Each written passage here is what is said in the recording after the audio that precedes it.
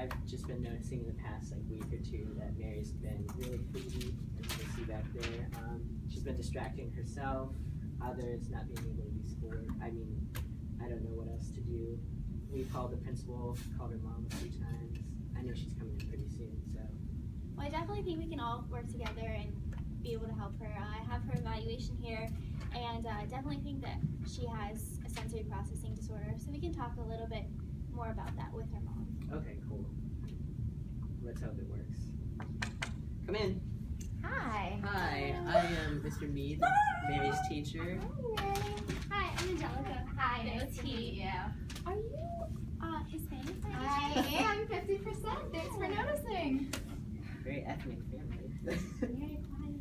So, yes, you have been called in today, Mrs. Gonzalez, because Mary has been pretty distractible in class lately. She's not been doing her work, but getting up, distracting others during regular class time, not recess or anything. So, as you know, we've called you a few times, called the principal, and we've gotten your permission to give her an OT consult, which she did yesterday, and pass it over to Angelica for the results.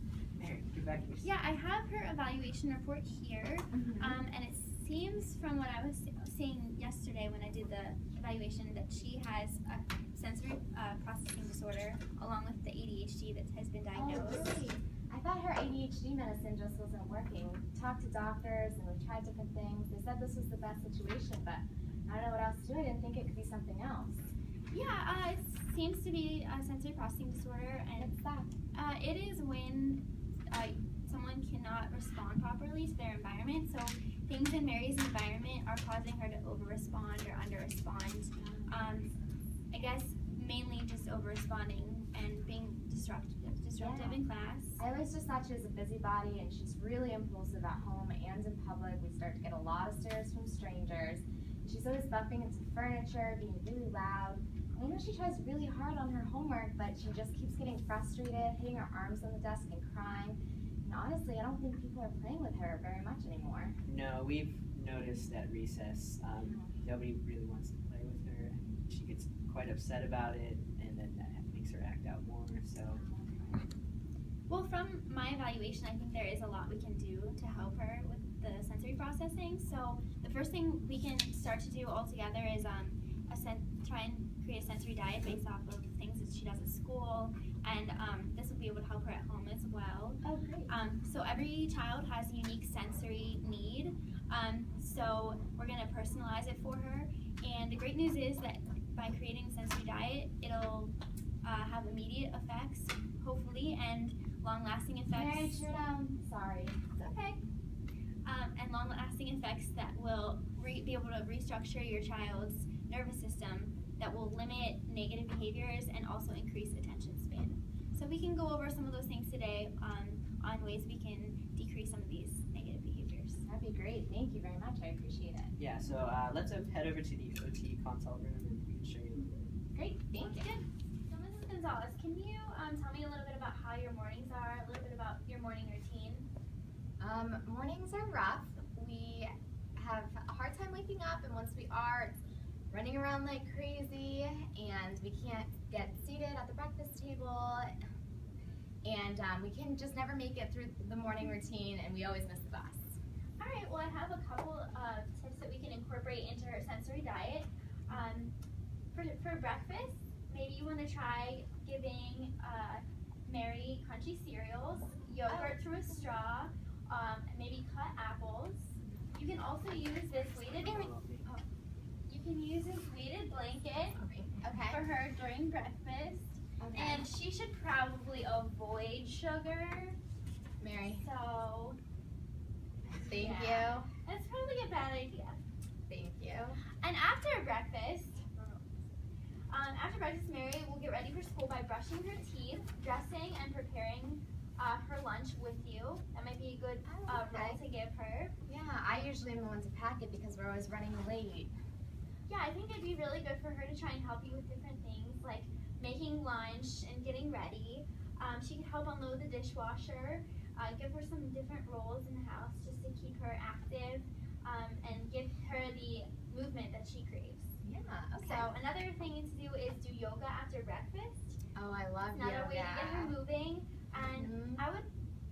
definitely avoid watching TV in the morning, especially for a long period of time. No SpongeBob in the morning. Maybe we'll have some time after school. So, do you have any like tips or suggestions that Mary could do, like right when she gets into class, or things that she can use in the classroom throughout the day? Because we have noticed her grades have been declining, and we really don't want her to like, be held back a year or anything. Yeah, there's a lot of different things that she can do. The first thing is you can assign different roles to her. One would be passing out papers at the beginning of class. She can pick a buddy from class and go around the classroom passing out papers, which will help with her hand movement, and it can promote socialization with other students in the class. I know you mentioned she's having some problems with that. Another thing you could do is before she starts work and sits down, you can have her do jumping jacks. So Mary, why don't you get up real quick? 8, 4, 5, 6, 7, 8, 9, 10. Good job, All right, Mary. good job. High five, Mary. Alright, now you can sit down, and that can help give her the energy boost, and so she'll be a little more calm when she sits down to do work. So, how many times a day should she do this? It depends. She should probably get breaks throughout the day when she's working at her desk. Okay. If she's doing paperwork or taking a test or anything like that, she should probably get maybe a 5 to 10 minute break throughout the time that she's sitting.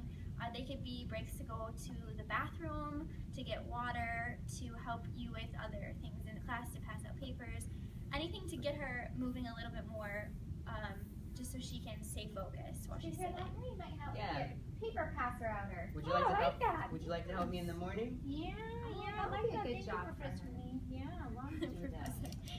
All right, and here's another couple things that we can use. We can also use this wiggle seat with her. All right, Mary, you want to stand up for me? No eating. All right, we'll put it on your seat, and you can sit down, and that'll help her just be able to move in her seat a little bit, so she can get that rocking back and forth in the movement without getting up. Oh, she tips the chair a lot, and we're concerned Is she's that a gonna lot tip better? over. Yeah, we do not want that. Oh, good. All right, and another thing we can use is a weighted beanbag for her lap. There's a snake. Look at Mary. And a little fidget toy that she can use.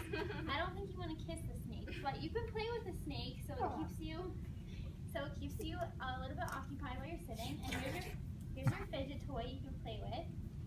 So these are all things that you can do while she's sitting, so that she's not up and about disrupting the classroom.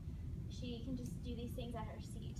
Awesome. Keep her little. So, the cafeteria ladies also have been saying that Mary has been pretty wild during lunchtime. So, is there anything that she can do, any foods that she can eat that can maybe calm her down?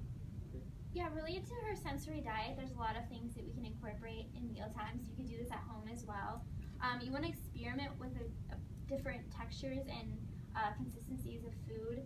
You could try like warmer foods versus cold foods, sweet, savory, salty, different flavors, different textures as well.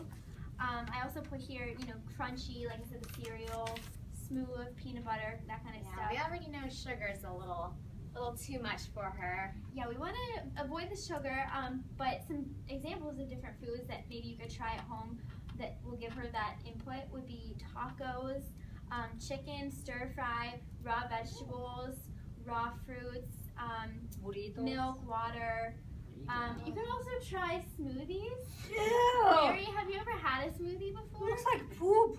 We Well, can it's do a really banana. good. Okay, yeah, and We'll we do a also banana have bananas, which smoothie. is like a raw food Oh, there you go. that you can have.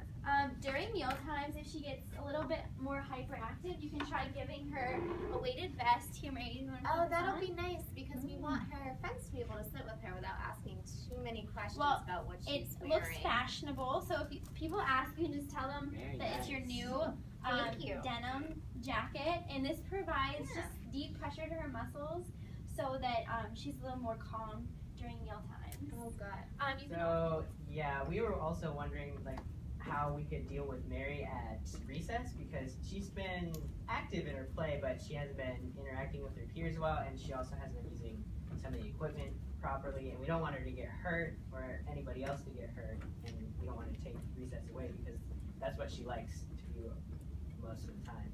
So, So some of the teachers and I, we are also wondering if there's anything we could do with Mary here during recess, because she's been pretty active, but like I said earlier, she doesn't get along with her peers too well. They don't want to play with her, and also she hasn't been using some of the equipment very properly, and we don't want her to get hurt. We don't want others to get hurt. So do you suggest anything for that? Definitely. I think there's a lot of things we could do during recess to help her. First off, you want to make sure that she's safe. I don't know if this is the safest thing for her to be doing, but you want to be using equipment. You want to be using equipment that's safe and available.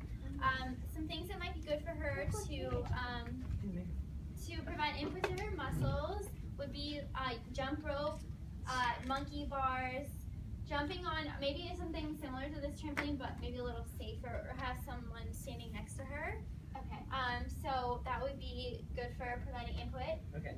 Also, she could use the swings outside to push others, and also someone else could push her. This could promote socialization, and it could also help her get the input that she needs.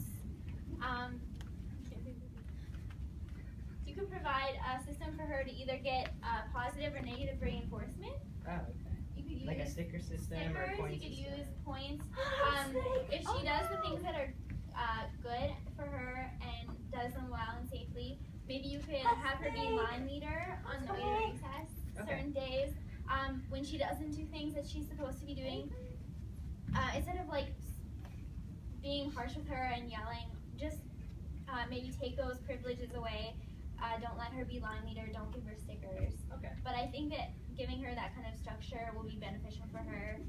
And I think using the tools that you guys have in the gym and outside will be good for getting her to move around and be active. So you want to take recess away if she's being bad. That was one of my concerns. Yeah. I feel like she needs recess. You like recess, don't you? Ooh, I like that! No, I would just take away certain activities. I wouldn't completely punish her, because that's not exactly, you don't want to create any emotional disturbances. So just maybe like the stickers, if we start doing the sticker system, take them away, just those certain activities, but not the whole overall recess. So. Okay. So how is Mary at home? It's worse in the morning than in the afternoon, but we still have a lot of busyness in the afternoon. Well, like I said earlier, it'd be great for you to engage her in some of the chores that you do around the house, like doing laundry and putting dishes away. So you could have her sitting with the weighted blanket, folding laundry, or up and moving around. That will really help. You can help me vacuum, Mary. That'll really help her. Yeah. Also, you can engage your whole family in what we like to call making a pizza. Pizza, I like pizza. Do you like pizza? She does. Pizza. One of our favorite foods. All right, so I'll show you. You want to take the weighted blanket and place it on top of her. Pizza, I like pizza. And this provides deep pressure to her muscles, Can I put which the will help crust on? relax her. Crusty pizza. Yummy. So we want to take a ball or a pillow or something and press a little bit on her legs. Will And this help her go to bed? it could.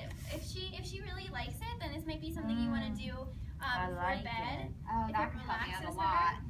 her. Does that feel good, Mary? Yeah, feels good. All right, and then if you want to get her to be a little bit more active and do something moving around, another thing would be to involve her in team sports. That's a great way to promote socialization with other kids. She can meet some new friends and get the energy out during the day. So. Mary, would you like to play a sport? Yeah, Mom, can I do gymnastics? Oh, the gymnastics be okay? I think so. That would be a fun one. We'll have to try that. Yes, Mom. Thank you. So we just wanted to thank you, Angelica. I hope all the strategies that you showed us, her Mary sensory diet, will help with her processing and help her concentrate in class and stuff. Yes, thank you. I hope that home will be a little bit easier for us too. I think it should be. I think it's important for you guys to keep everything in mind that I told you today. Experiment, see what she likes and doesn't like, and just see how it works. And if you need anything else, just don't hesitate